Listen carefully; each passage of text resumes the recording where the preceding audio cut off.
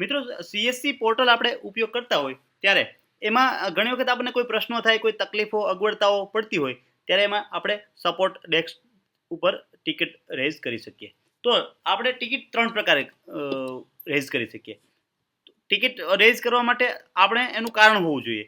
જેમ કે કોઈ તમને સર્વિસ રિલેટેડ પ્રશ્ન છે, વોલેટ રિચાર્જ કરતા હોય અને એ દરમિયાન કોઈ તમને એરર આવ્યો છે, અથવા તો ટ્રાન્ઝેક્શન કર્યા પછી એના માટે કોઈ પ્રશ્ન છે, તો એ પ્રકારે ટિકિટ રેઝ થતી હોય છે.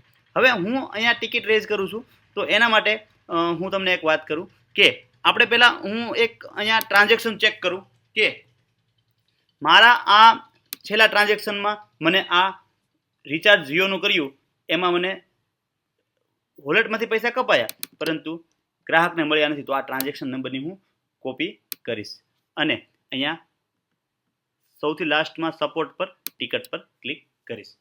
હવે અહીંયા 3 મેનુ છે, ક્રિએટ, ઓપન અને ક્લોઝ. તો ક્રિએટમાં નવી બનશે, ઓપનમાં કેટલી ઓપન છે જોવા મળે, ક્લોઝમાં ક્લોઝ. ક્રિએટ પર ક્લિક કરીએ. અહીંયા વોલેટ, અહીંયા 3 પ્રકારના પ્રશ્નો છે. I have query related to CSC product and service, અથવા તો I have done A purchase, એટલે કે મેં સર્વિસનો ઉપયોગ કર્યો છે એના રિલેટેડ. અને અહીંયા વોલેટ ટોપઅપમાં એરર હોય તો અહીંયા I have done A purchase ઉપર ક્લિક કરીએ. ટિકટ હંમેશા 2 પ્રકારની બનશે, એક 24 કલાકની અંદરની અથવા 24 કલાકની બહારની. 24 કલાકની અંદરની ઘણી વખત ઓટો રિઝોલ્વ થતી હોય છે અને આપણે એટલી રાહ જોવી પડતી હોય, અથવા 24 કલાકની બહાર. તો અહીંયા 24 કલાકની અંદરનો પ્રશ્ન છે. ટ્રાન્ઝેક્શન સક્સેસફુલ થયું હતું કે આમ જ પૈસા કપાયા કે આમનો પ્રશ્ન છે, તો અહીંયા સક્સેસફુલ થયું હતું તો એ લખશું. અને હમણાં જે મેં કોપી પેસ્ટ કર્યો ટ્રાન્ઝેક્શન નંબર, એ અહીંયા હું પેસ્ટ કરીશ. હવે વેરીફાઈ પર ક્લિક કરો એટલે સર્વિસનો પ્રકાર ને બધું ચેક કરશે. તો અહીંયા સાઈડમાં પોપઅપ આવ્યું કે 15 રૂપિયા એમાઉન્ટ હતા, આ તારીખે કર્યું છે, આ એમાઉન્ટ છે અને ડેબિટ છે. તો આ બરોબર છે, આમાં સક્સેસ લખ્યું છે, તો પણ તમે ટિકિટ રેઝ કરવા માંગો છો તો યસ. હવે અહીંયા આ સબ્જેક્ટમાં તમારે લખવાનું કે એરર, અથવા તો જે તમારો પ્રોબ્લેમ હોય તે. મેસેજમાં તમારે મેસેજ ટાઈપ કરવાનો રહેશે. હવે એક ખાસ બાબતની કાળજી લેવાની કે આ પ્રક્રિયા અંગ્રેજી ભાષામાં કરવી.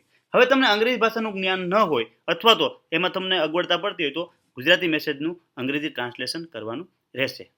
તો અહીંયા આપણે ગૂગલ ટ્રાન્સલેટનો ઉપયોગ કરીએ.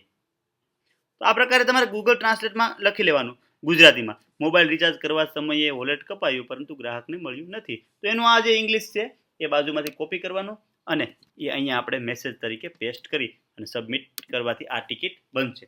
આ ટિકિટ સક્સેસફુલી બની ગઈ છે. હવે અહીંયા તમે ઓપન ટિકિટમાં એને જોઈ શકો. આ ટિકિટ એક આપણી ઓપન છે.